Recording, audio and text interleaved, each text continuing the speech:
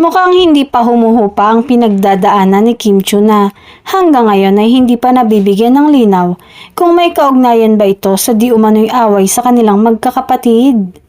Gaya ng espekulasyon ng ilang fans. Nagbahagi ng video reel si Kim sa kanyang IG na binabatak ng todo ang kanyang katawan sa gym.